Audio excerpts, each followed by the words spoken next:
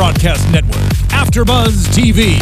Over 20 million weekly downloads in over 150 countries, and your number one source for after-show entertainment.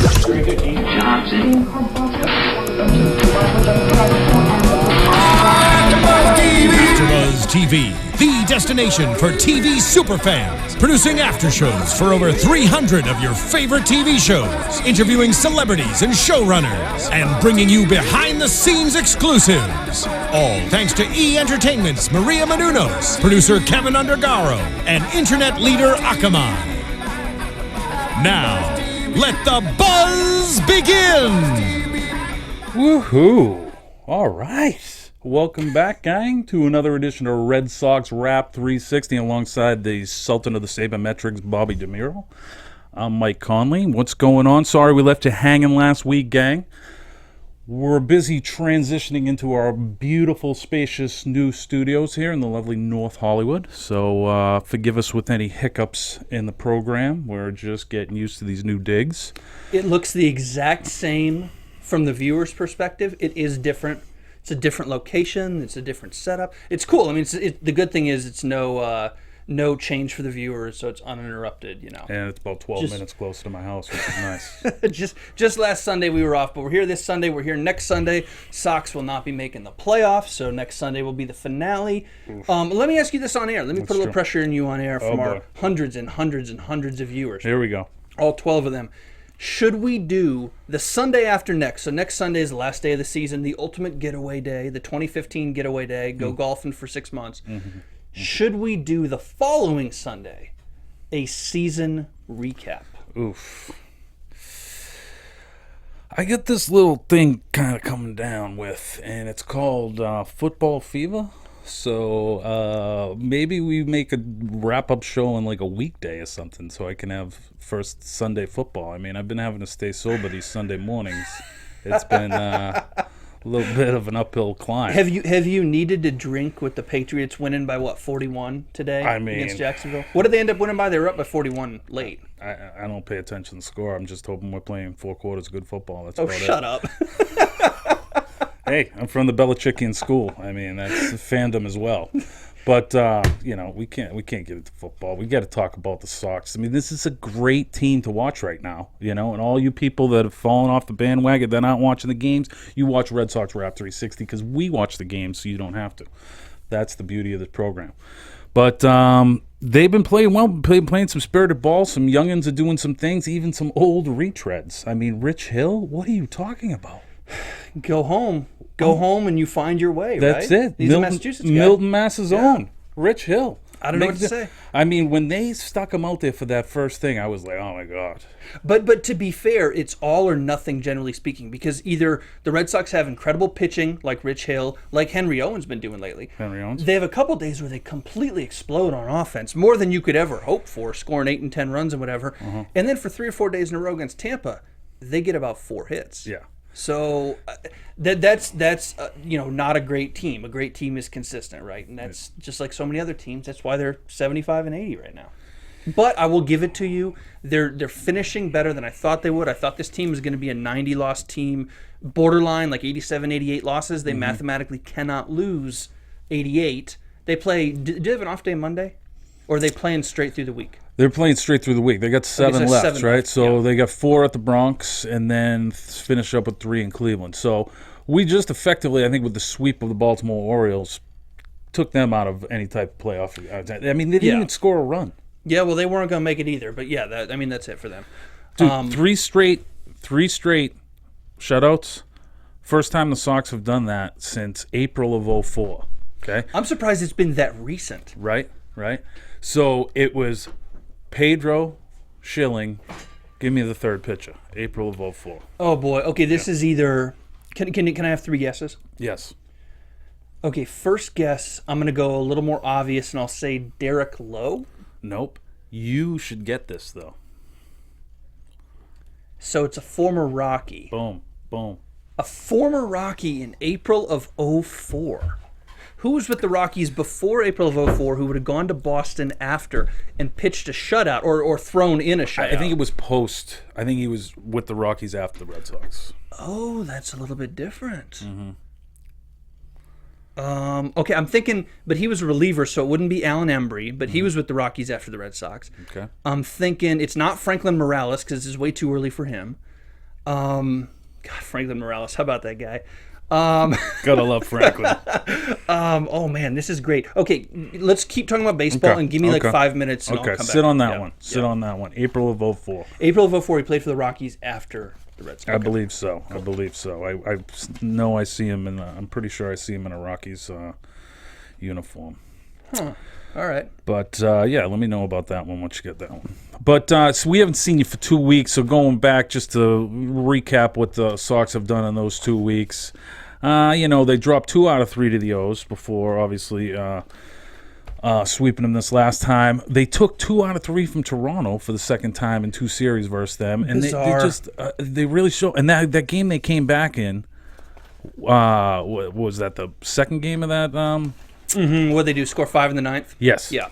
And that was the first time all year they had come back after losing after 8th inning. And it was the first loss for Toronto doing that. Yeah. Score 5 in the 9th and then give up 2 of your own in the 9th. Hey, our new closer, Ross, maybe not. I know you got to do it for the rest of the year, but definitely not the long-term guy. That's one of the things the Red Sox need to decide this offseason is do Tozawa and Uehara, are they coming back? Are they healthy? What's the deal? Or do we go get another closer for safety even? They're definitely. I mean, you know who I hear might be available is John Papelbon. Wow. I mean, he's strangling teammates in the Nationals dugout. Yeah. Did you see that today? Really? Are you didn't see this? Okay, in the Nationals game today, the Nationals have collapsed. Yeah. Bryce Harper didn't run out. I think it was a ground ball, either ground ball or pop up. Didn't run it out. Just walking back to the dugout, and they get Papelbon on video saying, "Hey man, run it out, run it out." Harper walks into the dugout. They get in a shouting match. Papelbon strangles him in the dugout, and they start fighting. Oh, my Lord. How did I not see this? The Nats have collapsed. Wow. Totally collapsed. That is definitely the team that has done exactly that. That's the most disappointing team in all of baseball this year, bar none. For like the 3rd straight year. Yeah, that's true. I mean, they had high expectations last year. They did. But that being said, Jonathan Papelbon might be available. You have anything left in the tank? Oh, man. That would not be good. I think we've done our time with Papelbon. I mean, I think really you have to kind of... I mean, this is where your scouting makes its money. You have to look around the league, and there's guys that, diamonds in the rough, and you have to go find these guys, It's like Belichick does with linebackers, He sees the guy, oh, you're not going to be able to afford this guy? Oh, yeah, okay, pluck, boom. And this guy, okay, we can give him a 40% increase because we like his style, boom. And then you get arms in there and you piece it together. I mean, I think I've been pretty harsh on Craig Breslow this year. But, I mean, he did pretty good in his first start ever as a 35-year-old. Have him start 35 games next year. Boom. 35 4-inning starts. I mean, I like having, 3 lefties out of the pen. I like that. Yeah. But I think they just have to get better than Tommy Lane, Robbie Ross, and Craig Breslow. They do, and I think the 3 lefties thing is actually misguided. In the National League, you would love 3 lefties. Right. Even if one were like a long reliever, and if you had to use him, you could. But in the AL, you don't have the same pinch hitting thing going on. You can use them. I think you need 1, and I think 2 is ideal. Yeah. So, but from those, can you pick a good 2 or go get another one? Go get a decent one from somewhere else. Yeah. I mean, because I don't see any of those guys as my, go-to lefty, They're more like lefty specialists because they're not that good to get guys off from both sides of the plate. They're just lefty specialists because they happen to throw left-handed, right? Exactly. But, I'm giving the bullpen a hard time because over this past 2 weeks they did pretty good. I mean, good. that Breslow outing obviously ended in a shutout, and, 6 relievers kind of combine on that, so that was awesome to see. And even in that extra inning game they lost when versus Baltimore, the bullpen threw not 9.2 innings of 2-run ball. Oh, the week before that 13-inning game. Mm-hmm. Yeah, to me, any game you play that goes 11, 12, 13 in this day and age, and your bullpen blows it in the 13th, 14th inning, you can't ask for anything else. What are you supposed to do? You're supposed to not score for another 10 innings. So for them to do that for that long and give up a run, hey, that's going to happen. Yeah. But they were cruising right along, so that was impressive. Now, when Baltimore bullpen actually outdid us in that one, they went 8 innings pitched with 1 earned run. But I mean, And our little side wager off the air, I mean, that's actually still, that's not in the books yet. And I mean, I think It'll be in the books. When you talk about 2 months ago, you know, you were pretty confident that it'd be in the books at this time. And if the Red Sox somehow prolifically come off with a 7-0 run here to finish it, it'll be you treating me to lunch, sir. They won't. All right. They won't. They will finish 70. I think this next 7 days, you look at teams who are motivated, and I think the Yankees and Indians are motivated, and or the positions are going to get locked up, so maybe they lose their motivation. Yeah. I don't know. I think the Red Sox going on the road. It's 7 on the road. 7 on the road. Good luck. Good luck with that wager. You got to win 7 games. It's true. I'll be celebrating Monday night. I just want the Toronto to clinch the division while we're in the Bronx. And, you know, that'll just be, you know, a little bit, you know, entertaining. That we had something to do to knock them out of. That's great. And even Cleveland should be out of it by the time we get to them. You know, they may just look at a... Yeah, they probably will be out of it. Aren't you trying now to not finish in the cellar?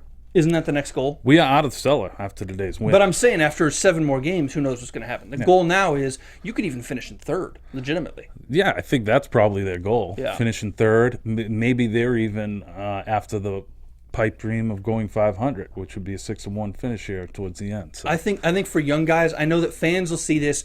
Fans of the Red Sox who have seen 3 World Series in the last decade will say it doesn't matter. I don't care. You can lose all 7. Who gives a damn? And you're right, it doesn't matter. Mm-hmm. But if you're taking Jackie Bradley and Xander Bogaerts and all these young guys on this team, and if you sit them down and say this next 7 days, this is your best of 7 playoff series, you got to win 6 or whatever the goal is. Yeah. You have to do this, and we have to finish here. This is our playoffs. I think those kids learn something from that, even if it's a little bit of, you know, fake fire lit under their asses. That'd be an odd playoff format, a 7-game series where you have to win 6. Wow. Well, you know what I'm saying. That is tough. It's your last I know week. you like some reform. You like change, but you know, that's a little haywire. Play in the playoffs until one of 2 teams wins 6 in a row. Yeah. Playoffs last 3 years. Oh boy. But we got to talk a little bit about Rich Hill. I mean, I know we mentioned him, Milton Mass's finest, but I mean his 3 starts. He went 7 innings pitched, not giving up a run, gave up 1 hit in that outing. Then he, you know, stubbed his toe a little bit by only going 7 innings pitched and allowing 3 earned runs. And then this gem the other night, a 2-hitter, complete game. And Mookie making that catch. I know. Insanity. I know. And, you know, you talk about throwing that kid into the mix and how he just absorbs everything and just is learning stuff. He's even learned how to not fall into the bullpen when making a sick catch. I mean, because you see, you know, he makes the catch and then it's like grabs on. Yeah. The kid learns. He learns from his mistakes. And he looks awesome in right field. And I was going to say, looks healthy, too. Remember, we had that healthy. issue. We had a little concern, 2 months ago? Well, I mean, he went ass over tea kettle into the bullpen and fall on a squash. I mean, he was a little woozy. Yeah. He's entitled. That was a hell of a play. But, yeah, so he's around. And, you know, as much as I've been falling in love with this outfield and want to see it intact next season, you know, how I always talk about it's like the stock market, buy low, sell high, and all that stuff. If you could sell him high this offseason. You're talking Mookie. No. Dear God, no. I'm talking Jackie Bradley Jr. Oh, okay. Then the right offer came along. I could see that. You know? Join the club, pal. You know? Because next year you're going to be selling him low. I've been saying this all year. Right. I've been saying this all summer. You have. But maybe we won't be selling him low. I mean, he seems like a kind of a streaky guy, but as we saw in August, when he gets on one of those hot streaks, he can be, you know, Ruthian, you know? I mean, it was like every 4 out of 5 hits was going for extra bases, you know? I mean, the guy could still be a doubles machine, you know? He can hit 50 doubles, 20 bombs. I think he has that in him, so... But 50 doubles is a lot of doubles, especially in a pitcher's era. That's a lot of doubles. Guy's 2 for his last 21 going into Sunday. Oof. He was on a big slide in that comeback game, too, the one we were talking about, and then he got those, like, 2 big hits, twice to tie it. And then, who won that one? That was so long ago. See, we can't skip a week. Hey, man, it wasn't up to me. You know? It wasn't up to me. I'm so out of sorts. Are you out of sorts because you skipped a week, or you out of sorts because last night was Saturday night and you had a little too much fun? Well, Mikey? yeah, I mean, it's not like a usual Saturday occurrence. You know, it was a friend of mine having a little housewarming thing, and I just, chose to skimp on buying legitimate whiskey and went with something really bad. And I'm paying for it. But I mean, I'm. Did you? Okay. I'm not naive. I know going in. Question. Yeah.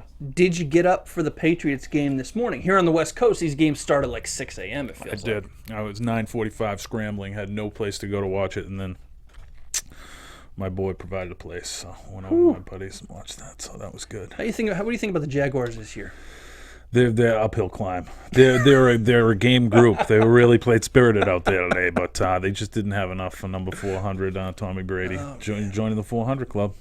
400 touchdown pass. Do you think a Brady suspension, had he been suspended those 4 games, you think Jacksonville would have pulled it out without him? I think Jimmy G gets this one. I mean, Jacksonville's just a tick or two off. They got some. They'll have some growing to do. Yeah, have some growing to do, but.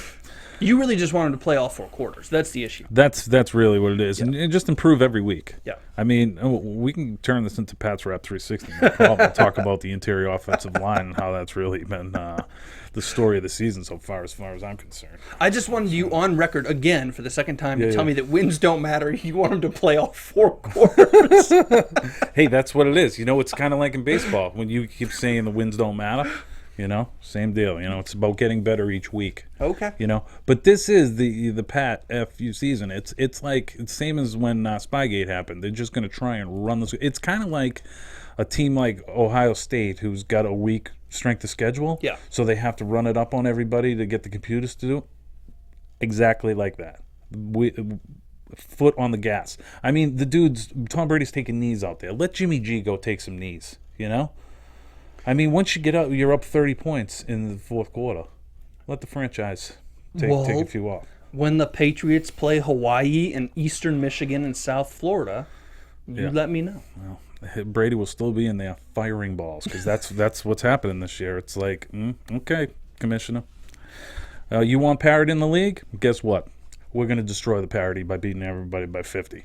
That's just what they're going to set out to do. It's going to be another 17-0 season. This time we're going to finish it off in the playoffs. I will bet another lunch on that right now. Settle down. I'm just getting excessive. I think it's important to mix a little loss in there as a learning experience. Hopefully that'll come in. This is the new guy. This is the new Pat's Wrap 360. Different guy entirely, not the Red Sox Wrap. It's like life lesson guy. Hey guys, we're not here to talk stats or wins. We're here to learn from the game. Or give you a soundbite. We're just here to talk some cliches. This is the opposite of talk radio. It's Belichickian. I love it. It's so good. Back to the Sox. Back to the Sox. Okay. What do you think? All right, this restructuring, it seems to be coming into clear focus now. Mm-hmm. Okay. Jerry DePoto's gone. He's going to get like a assist GM somewhere. Yeah, he should. But they want to keep him around. But I think he's going to get somebody's GM job. He is. Yeah. Yeah, they'd like to keep him around. It seems like they're just hiring. I mean, was Lucchino doing this much that we have to hire 3 people to split his duties now? That would surprise me. I was actually surprised and a little disappointed. They interviewed Quentin McCracken, former Rocky. He sure is. But the Astros, I believe, player development guy right now. Okay. And a Duke guy, really smart guy. Went to college at Duke, very intelligent baseball guy, been in the game forever, not just as a player now. I wish that they would have taken a guy like that and used him, found a role for him. I don't know if GM would have been the role. If they're really, really high on this guy, Hazen, that's fine. Yeah. But I wish they would have taken a guy like that. The Dodgers did with Gabe Kapler. You take these players who retired relatively recently and put them in player development roles. They get it. They understand development. They've lived it. I think those are interesting things. My only concern is with guys like Dombrowski, and this is true of any operation, any team in the league. The further you are removed from the game, and Dombrowski wasn't a player himself. You don't have to be a player. But the further you're removed from the game, the older you are, the longer you've been in it, the more set in your ways you become, is one concern. And then the other one is promoting from within. I think you got to be a little concerned about promoting a GM from within. Mm-hmm. I know Dombrowski's new, so maybe you say, well, there's a different voice above him. Right. So the GM can do what he wants, and you have a different voice leading him, and something different will happen. But any time, and I've seen this with the Rockies, that you promote a GM from within, you always wonder, different regime, or are they going to do the same stuff that got him here in the first place? Yeah. Well, I mean, it seems like you got a little bit of different, they wanted to keep some continuity, hence the Hazen sign, but he really is just kind of like that face, he's in the GM role, but you got like Dombrowski, and now you got Frank Wren being brought in, who's an old Dombrowski boy. They worked together in the past, and it just seems like they're the guys behind the curtain, and the guy that has the press conference is the GM, but it's kind of like a puppet regime, the same thing why Theo left, the same thing Sherrington had his fill for and didn't want to hang along with hearing from another person as well, and those guys were behind some awful moves, and so now is that going to continue, and it's not going to be Lucchino and Warner anymore, it's going to be Dombrowski and Wren, and then just having the kid do the press conferences no matter if he wants to sign the guy or not, it's like I say this all the time, it's not every year where somebody you're going to be able to fleece the Dodgers into taking $250 million payrolls off your hand. That isn't going to happen. I mean, I think we see that this year when we're trying to dump Hanley and Pablo, but it's going to be interesting to see what to do. All right, here's an inflammatory statement for you. Okay? Oh boy, I don't stand by this, whatever it is. Yeah, that's very well. They could do worse things than stand pat. Stand pat as far as what? Stand pat as far as like not coming back with the same exact team, but like not getting rid of any prospects and just allowing them to grow one more year and tinkering with the bullpen. Use some lesser prospects, but I don't think you obviously have to make that big splash. I would like them to put a legitimate. We got people tweeting who are listening live who want us to take the conversation in another direction. I think Patriots. It's people talking about football. To be honest with you, you gotta love that. No, go on because I had something to say, but keep going. I'll finish the thought. No, please do. What was that thought again? No, about not tinkering. So you think that they shouldn't tinker very much? I think that and we talked about this before, where Dombrowski maybe doesn't have an affinity for, and that affinity sometimes maybe clouds judgment and stuff like that. But I would hate to see him just, mortgage this first rated farm system, to kind of put his own imprint on the team, and in like a knee-jerk move, like everybody's saying, oh, we need a number one starter and all this stuff, but I don't really know if you do need that. I mean, the team was playing bad, but I put a lot of that more on situational hitting than I do on the pitching. I put it on crappy starting pitching, but I don't think you need the number one $200 million ace to solve that problem. Yeah. Here's the comp. The Padres. We talk about the Padres every couple weeks on the show. I think when A.J. Preller changed everything about the Padres now almost 12 months ago, time flies, everybody in baseball took notice. And in last January, everybody was like, damn, we should do what the Padres do.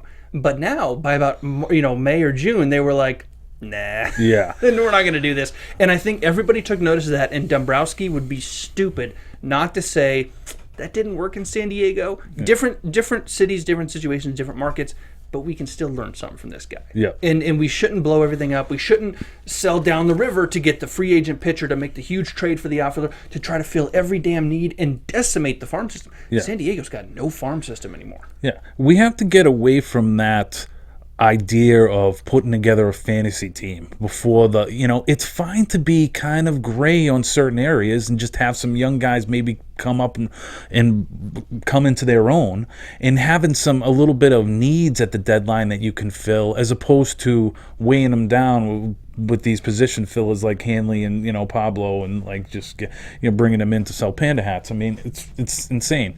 But I mean, we're obviously going to have those guys. Here's the thing, okay? Don't bring in one of those huge high-priced guys, 7 years, $200 million, and all this stuff, but maybe throw David Price out there, a 5-year, $150 million deal. How about this? And see if he bites. How about Mike Leake? How about a guy on that level? That next level, Mike Leake is no ace, probably not a number 2, but like a really good 3, let's be honest. So what about bringing in Mike Leake and another guy like that? Or, and this is crazy, bring in Matt Latos or somebody like that. Buy really, really low on a starter. Look at Latos' numbers. Look him up, because we're going to talk about him in Dodgers Wrap next hour.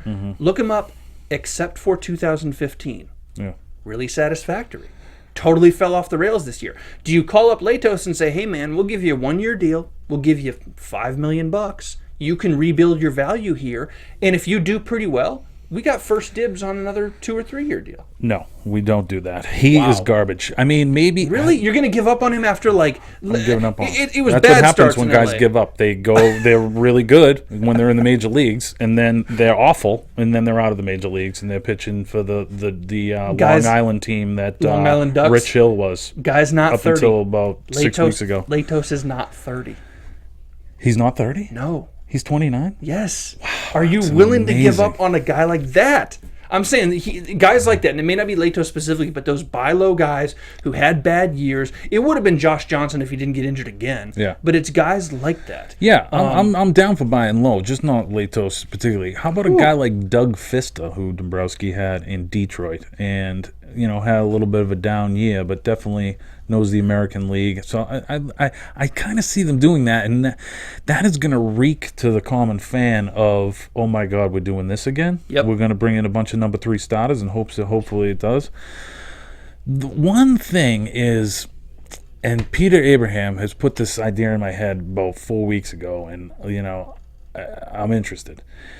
If Preller is looking to dump James Shields and his huge contract, it matches up pretty good numbers-wise with Hanram if he wants that guy. I mean, there's no DH in the NL, obviously. Preller just went through both Uptons. He doesn't want Hanley Ramirez. I know. But if you made it Hanram and, made it work with some prospects. Ooh. So Hanram, Henry Owens.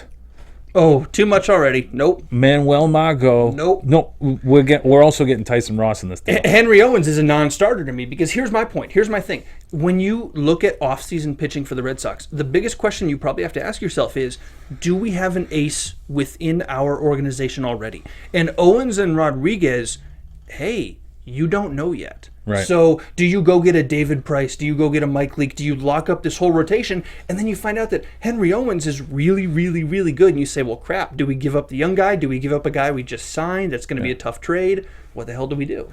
One thing I don't want to do is have those guys be going off, Eduardo Rodriguez and Henry Owens, and then have to shut them down a la New York Mets are doing this year. So I want to maybe... And my affinity for both of our catchers, and I want to keep them. So why don't we start out with a 6-man rotation right off the bat next year? Let those guys get their innings so they're not capped at the end. And, you have Vasquez take 3, Swihart take 3, and, see who works well with who, and hash it out. I'd be a fan of every AL team going to the 6-man rotation. It's a wonder they don't use it more because you just don't need the pinch hitters. You don't need as many bench guys in the AL. You can lose one bench guy. Right. And not sacrificing the bullpen. Yeah, and especially when one of your bench guys is Brock Holt, who can, he can pitch for it if need be. But who else impressed us here over these last 2 weeks? I mean, Rich Hill, just incredible. He would probably be the number 1 star over the last couple of weeks. So Rich Hill, let's be clear, though. 3 guys impressed me, Eddie Rodriguez, Henry Owens, and Rich Hill, but that means different things. Eddie Rodriguez, I think, is the furthest along between him and Owens. He's a guy you're probably expecting to start 34 times next year. Henry Owens, I don't know. We'll see if there's an innings limit. We'll see how he does. Maybe he doesn't start next year in the major leagues. I mean, it depends in spring training. But I think you'd expect a lot out of him at this point. And then Rich Hill, all he's done is earn himself a contract for spring training. Right. Great story.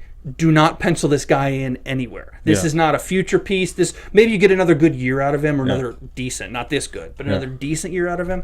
But he's not a dude who's going to win 20 games for the Red Sox. Hey, if he can start 20 next year, that'll be something. That's true. That'll be good for something. I mean, you need some guys to eat innings, and if he's one of these guys that was a big arm when he was younger, but finally through independent league after independent league, find a way to kind of tap into that at the later life. I think a couple years of that. Sure, hometown boy, I can get behind him. But Owens has been great. I mean, his last 2 he faced Baltimore twice in like a span of like 11 days, and he shut him out both times. I mean, it's pretty sick. But maybe Bob Conley was wrong on that one. Maybe we shouldn't trade him just yet. I think you keep Henry Owens. I think you keep Eddie Rodriguez. You traded for Rodriguez for a reason. You have Henry Owens as one of the better pitching prospects coming up right now, maybe in all of baseball. I think you got to see what you have in these two guys. I look at other teams who brought pitching prospects up, including the Rockies, who brought very young, very big-time pitching prospects up, who struggle. It's the major leagues. It's tough rookie season. You struggle when you first come. And Rodriguez is, again, more advanced, but Owens didn't struggle as badly as some of these other guys. I think Owens is a little bit ahead of that curve. And I think if you give up on him now, either A, you just made a huge mistake, or B, you better be damn sure what you get in return. Right. Well, that's the thing. I mean, you're going to have to, it's like the old saying goes, you're going to have to, you get what you pay for. You're going to have to give up something to get something. So I'm thinking if they do go a route to bring back a controllable starter, then Owens is going to have to be in the deal. I mean, you have to give him something. So what's controllable for you, like 3 years? Because Shields is what, 4 more years? Well, I'm not talking about Shields as that because Tyson Ross was going to be in that deal. So a young stud with number one stuff. And I love Ross, too, because he doesn't give up home runs. You know, that's perfect for Fenway. And I believe he leads the NL. You would say metrics guy in home runs allowed, but among starters. But I don't have that info right He does. in front of He's me. It's allowed. just right in here. He allowed. I want to say he allowed 3 all season until he faced the Rockies a couple weeks ago. Allowed 3 in the game. Whoa! But still, I mean, 5 or 6 or whatever Wow. is absurd for That a is full absurd. season. Yeah. That is absurd. That is a big puck down there, but so that's what I'm saying. So if you go after a Tyson Ross, a Sonny Gray, a Carlos Carrasco, or if they would ever move him, Chris Archer, one of these young, like 25 or younger guys that has already kind of shown it. You'll never get Chris Archer. Yeah, you never get Chris Archer. Never in the division. But if Preller does a panic move and he feels like he's got to, bolster his farm system, which is pillaged, and we can just dangle, and he takes Hanley off of us, and we pay, 30% of Hanley's deal. We'll take Shields and pay him. We'll take Tyson Ross, and we'll give you Henry Owens, Hanram, Manuel Margot, and Anthony Benintendi. Does that get it done? No, they wouldn't take 2 center fielders. So one of those two, and I hate to give up Rafael Devers, but maybe him. And get Tyson Ross and James Shields, and you bring those 2 arms in with what you got, boom. 6-man rotation, easy. I feel like you're giving up a lot. You feel like that's a lot? A lot. Tyson Ross is good. No, he is. I'm not saying Tyson Ross. And James Shields is really, really good, if only for the fact that he is so damn consistent. People don't value consistency like they should. Mm-hmm. But you're giving up a lot. A lot. And Hanram, who needs to go. Absolutely. Yeah. So that's huge. I mean, it's just a lot to dump Hanley Ramirez. That's one of those we'll deals. We'll take Will Middlebrooks back, too, for Panda. That's one of those deals you will look at, I think, if you did something like that in a hypothetical, that's one of those deals you'll look at in 4 years, and Hanley Ramirez will be like collecting checks. Somebody will be paying him not to play baseball, probably you. And like a Bobby Bonilla situation where his contract just keeps going. Oh, yeah, that's awesome. And Henry Owens is going to be, an 18-game winner every year. And Manuel Margot or somebody is going to, be a Silver Slugger or Gold Glove or fill in the blank. And you're going to be like, you know what? That James Shields Tommy John surgery came at the worst time. So you're with me then. We're going to stand pat. I'm okay with standing pat. I think you do the little things that people don't realize. You raid the Rule 5 draft. You're talking about relievers. Look at how teams have picked up relievers recently. Power arm guys, Rule 5. Find a guy who played in AA somewhere in the minor leagues who isn't protected on a 40-man roster but throws 100 miles an hour and maybe is a little more wild than you'd like and say, hey, bro, you touched triple digits.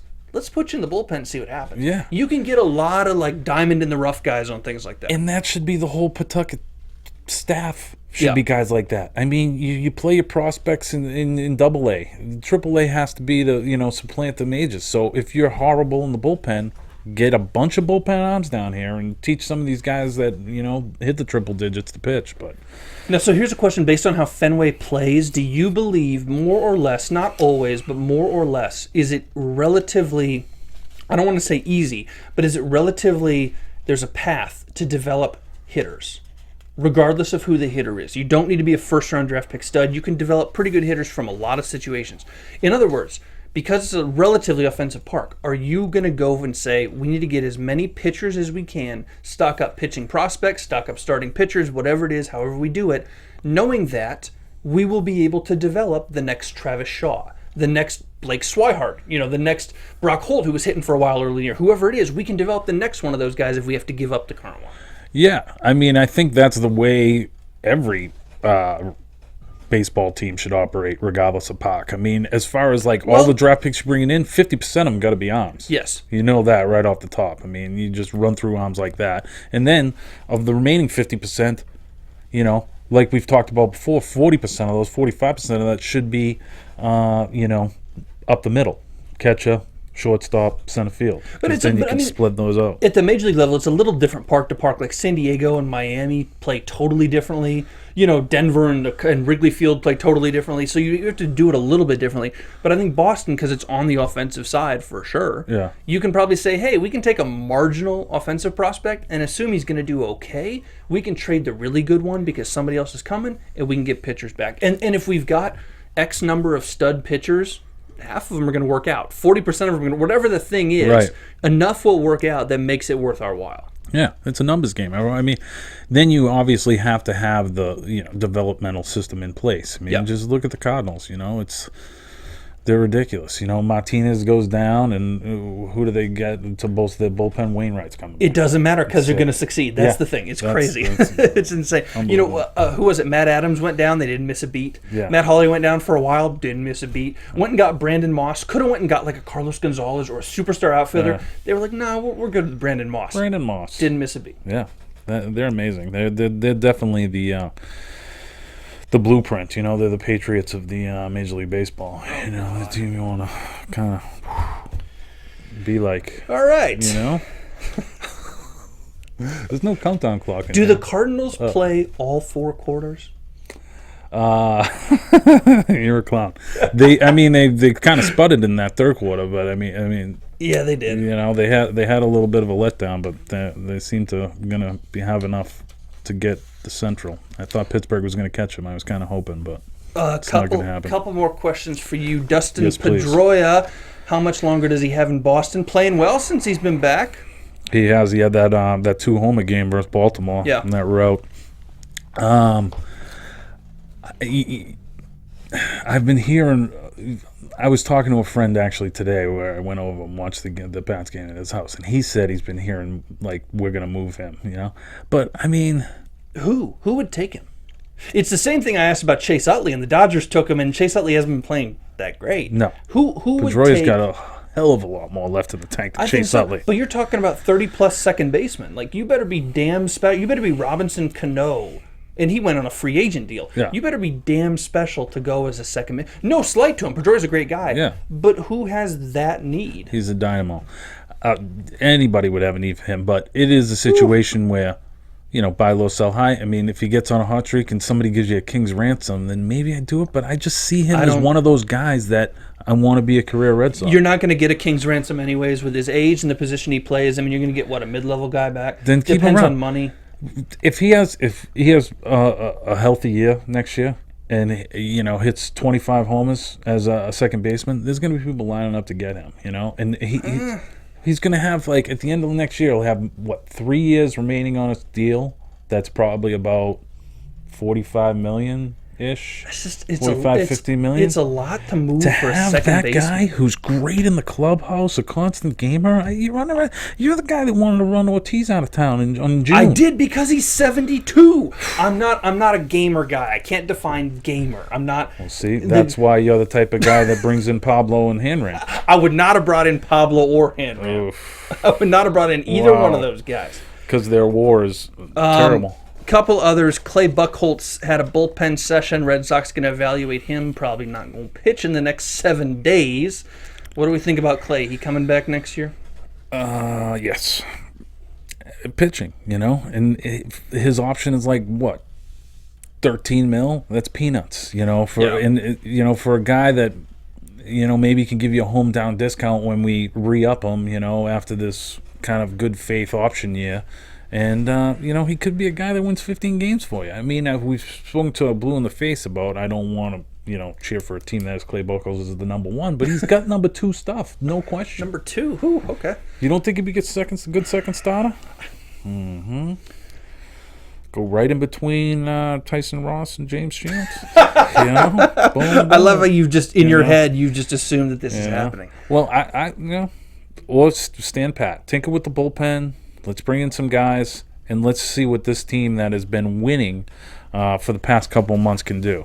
That have won 18 out of the last 29 at Fenway to finish 43-38 at Fenway this year. That's up from last year's 34-47. So. That's a terrible last year's record at Fenway. Terrible. That's what I was going to ask you. The other thing, speaking of the last couple of months, interim manager, grade him A through F. What's he get? I mean, B plus, A minus. I mean, the guy's been great. You know. That's why, I'm wondering with all this turnover and stuff, you know, I mean, is John Farrell going to come back and have a job, or is it going to be like, hey, you know, congrats on beating cancer, here's your pink slip? No, I see it the other way. I see they definitely bring Farrell back because he's a long-time baseball guy, pretty well respected. I think Lavulo goes and gets another manager job. Yeah. Who will be our bench coach then, I wonder? Jim Ed. Don Zimmer? Jim Ed. Don Zimmer's still alive? Wow. No, he's not. I'm kidding. But he didn't die that long ago. That's true. Yohan Moncada, #1 Red Sox prospect on MLBpipeline.com. Do you put him in a trade, or do you want to see him in the bigs? I kind of want to see him in the bigs. And that's why there's clamoring of, moving Pedroia, because we have Moncada. He's a stud. We're paying him a bunch of money. But he still is on the shy side of 20, I believe. Yeah. I think he's still in his 19th year. So I'm not in a hurry to see this guy even next year in the big leagues. I want another season in the minors. You know. Do you know the contract specifics? A lot of the contracts with the Cuban guys, though, have a time period. They have to make the. If I'm not on the active roster by X date, I can become a free agent. That was Alex Guerrero in Los Angeles, and because Guerrero was older, it might have been a little bit different. Yeah. But I don't know that specific in Moncada's contract. I'll have to look into that. But maybe for next week. But if I don't get absolutely crinkled on Saturday night, so I'm not rushing him. So if he does have that clause in the contract, keep him down as long as you can. But you know, I mean, the kid's. I mean, he's got the body of a 25-year-old at 19. So I mean, he's definitely impressive striking figure. So will he keep the body of a 25-year-old at 40 though? Like this. What? No. Okay. All right. And last question from me before we bounce. That third pitcher, who the hell is it? For the next trivia hour? question. Oh, Young Kim. Oh! Right? He was a Rocky, right? He was a Rocky before. Oh, he was a Rocky in like 02, 03, I want to say. Okay. I think so. Okay. It was right around there. He either came from Boston to Denver or Denver to Boston. Yeah. Damn it, I should have gotten that. Right. Oh, boy. Old good friend BK. BK? Yeah. I remember I got a college roommate who's from Boston, from Westwood. And he said, I can't remember what I did. I did something to him, or the Rockies picked up BK or something. Mm-hmm. And he's like, you have BK Kim now, right? And I'm like, yeah, the guy who blew the World Series for the Diamondback, all those things, who was great, but is remembered for blowing the World Series. Had a great career. Oh, yeah. And he's like, listen to me. He's a Red Sox fan. He goes, listen to me. I don't ever want you to forget what BK Kim put my people through. That's awesome. He came to Denver, and BK was like trash for a year and a half. And then the Rockies sent him down to AAA, and he was like, I'm not going to report. And they were like, see ya. And I don't think he ever pitched in the big leagues again. Oh, my word. So he's in Korea right now, still pitching. I'm not lying. Up until a couple years ago, he was still pitching in Korea. I bet he can sling it still over there, be an all-star in that league. Oh, all right. Well, this will be the final week of the season for the Bo Sox. Hopefully we can pull 7-0, but I'll settle for knocking the Yankees out of the AL East division contention. Well, yeah, big deal. What's the Blue Jays' magic number? 1? Just the fact that we'll be in the Bronx when that's happening, It's probably like 3. Will be fantastic. I mean, and hey, sweep them and just have some of those other teams get hot, do a leapfrog, knock them out entirely. I don't know if that's going to happen. They're too far. They're pretty much locked in that first wild card. Yeah, the Yankees are going to the postseason. I don't think they're going to do very well, but they're going to the postseason. Yeah, I mean, who are they going to throw in that game? That's the thing. Yeah. Yeah. So that'll be great. How about Andrew Miller, though? Throw him in that game? No. Is like figuring it out with the Yankees, because you saw this guy coming up. He was a big time college guy, huge dude, never figured it out in Boston, failed a couple different places, and then I was like, he's probably never going to figure it out. He's doing okay. He kind of figured it out in Boston. We traded him for a pretty good pitcher. That's true, but I mean, but remember how big he was. He was Strasburg. He was that kind of a pitcher coming up. Yeah. He was supposed to be a stud, and he With never did that. Yeah. But hey, he's figuring it out now, and it got us hopefully a future #1 starter for the Boston Red Sox. Yeah. So we'll take that any day of the week. But, okay, we should let these people go, and hopefully they'll tune in for your show. You want to tell them where they can find you on Twitter? I'm at Bobby DeMuro, and if you got nothing to do and you're live streaming this right now, we're going to literally flip seats, do Dodgers Wrap 360, and I'm going to go to the restroom real quick. But thank you guys for tuning in to another edition of Red Sox Wrap 360. He's Bobby, I'm Mike. Go Sox. Free Tom Brady. From executive producers Maria Menounos, Kevin Undergaro, Phil Svitek, and the entire AfterBuzz TV staff, we would like to thank you for listening to the AfterBuzz TV network. To watch or listen to other after shows and post comments or questions, be sure to visit AfterBuzzTV.com. I'm Sir Richard Wentworth, and this has been a presentation of AfterBuzz TV. Buzz you later. The views expressed herein are those of the hosts only and do not necessarily reflect the views of AfterBuzz TV or its owners or principals.